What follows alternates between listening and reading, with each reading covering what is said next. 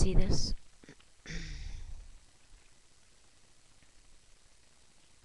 This is Malika Calhoun. Last year on November the 29th, Malika, 15 years old, and her friend were pulled over in the friend's car. They borrowed it without asking. The police are trying to charge them with stealing the car. You cannot charge someone unless someone else is pressing charges.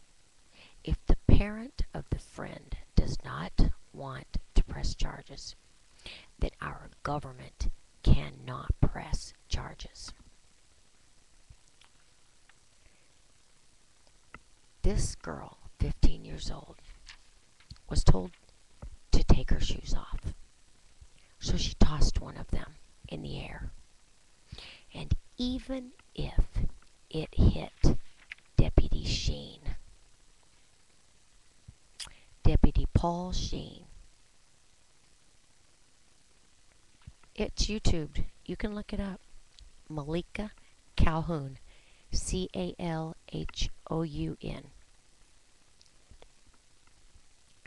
Teenagers do that.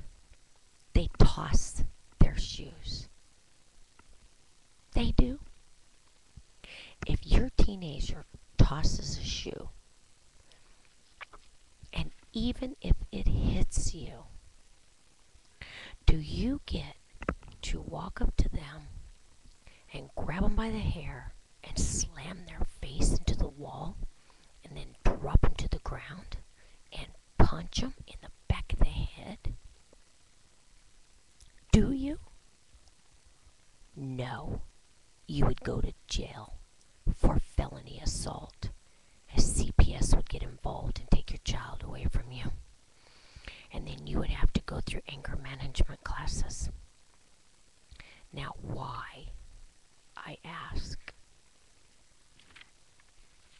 does Deputy Sheen not have the same responsibility? Because he's a police officer? We hired the police.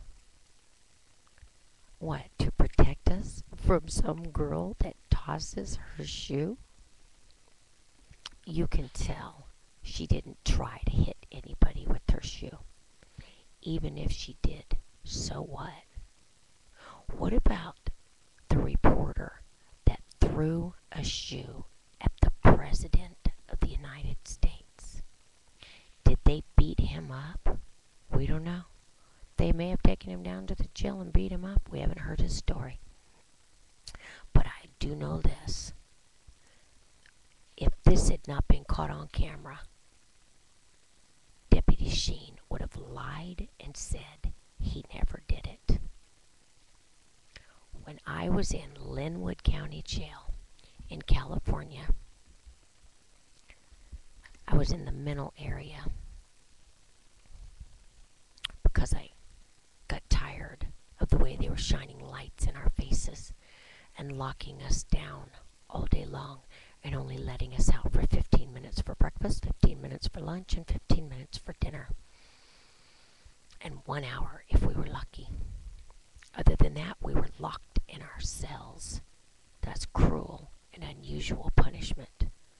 For a lot of the time, they didn't even have books to read. Nothing to do but sit in that room.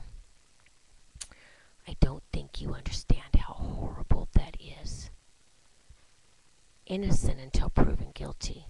They put guilty and innocent people together. I stayed in jail for 3 months without being able to talk to a lawyer. I was protesting in Venice Beach. I was protesting the war. I was offered 30 days for illegal lodging on a city sidewalk, protesting the war. They came at 9 p.m. and arrested me. I went 3 months without being able to talk to a lawyer. I ended up doing 114 days.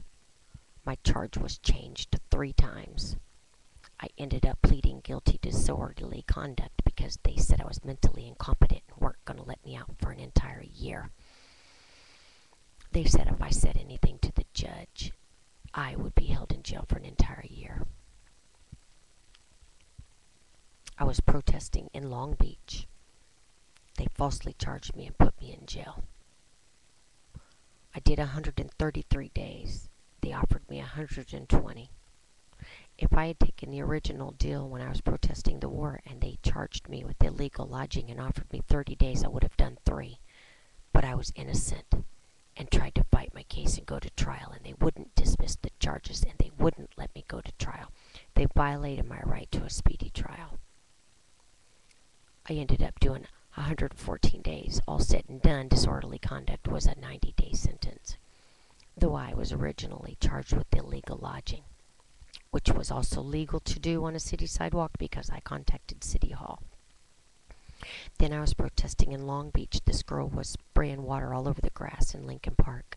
After the sprinklers had already gone off, she had a contract with the city and 5 disabled men, mentally incompetent men, and they were spraying water everywhere so the homeless people could not sit down, though it was the only place in the city where you could sit.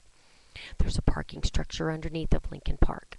At 5 o'clock in the morning, the sprinklers went off and sprayed so much water that the water was already going into the parking garage underneath. And then she comes along with her people and sprays more water. And I was telling her to stop spraying the water. The police came and falsely arrested me for protesting during that stay in jail, which they offered me 120 days because I tried to trip the police officer on the way to jail. I was so angry I couldn't take it anymore. 29 times I was arrested falsely, trying to tell the police they were breaking the law. They slammed my face into the police car and said, "Oh, watch your head." While I was in jail, this girl tossed her sock. She was naked except for a vinyl vest that she had on. She tossed her sock and they grabbed her by her hair and slammed her face into the table. And then pushed her face in again and just kept pushing her nose into the table. And then they beat on her while she was screaming police brutality. Another girl screaming every single day. When I finally got to see her, she looked like she was about 60 years old. She must have been about 6 foot tall, and she must have been about 215 pounds easily.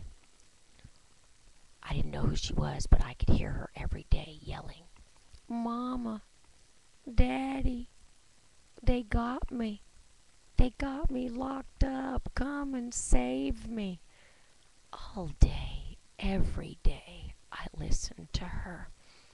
When I finally saw that lady, see what they do to you in Linwood is they handcuff you to a table all day long. And you can beg for hours to go to the bathroom and they won't let you go. They put you in rooms with lice and fleas. And they don't give you anything to kill them while they're biting your whole body. And they don't give you anything that kills the eggs. So people who have dreads in their hair get shaved. They put a sign above your door that says lice, so that everybody knows that you have lice and nobody will have anything to do with you when you finally get to come out of your room. They don't fumigate your room either. So if you don't get all the eggs, they come right back. I had to take the permethrin that they gave me and leave it on my body, in my hair for days because they were continuing to bite me because they were in the room. I had to take some of it and put it on the floor and mix it with water to kill the lice that were all over the floor. There was a flea on me. I saw it jump off. They put me in there because I told them I couldn't stand having their flashlights shining in my face and being locked down for 22 hours a day. 30 days I spent in there. They finally put me in a psychiatric hospital because I thought I was in the Army. The paperwork going into Gateways Hospital says she thinks she used to be in the military and we can find no proof. Well, I do have proof. I was in the military. I do have proof. They also said all she talks about are her civil rights.